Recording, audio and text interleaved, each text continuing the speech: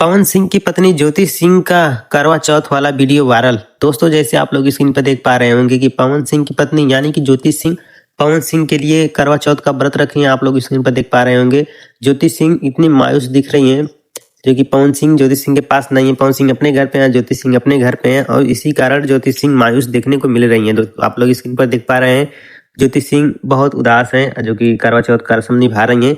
और दोस्तों, जैसे ये वीडियो सोशल मीडिया पर ज्योति सिंह का करवा चौथ का वीडियो सोशल मीडिया पर आया, पूरा तहलका मचा कर रख दिया पूरा इंस्टाग्राम, यूट्यूब, फेसबुक पर।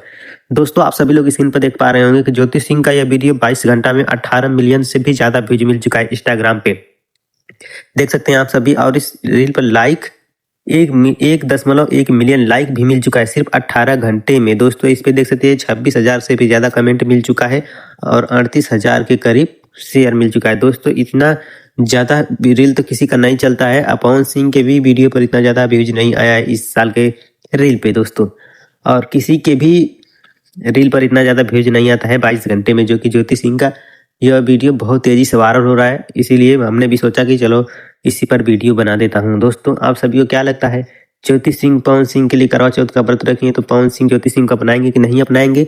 कमेंट करके जरूर बताइएगा। और वीडियो अच्छा लगे तो लाइक करना, कमेंट करना, शेयर करना, सब्सक्राइब करना। धन्यवाद दोस्तों।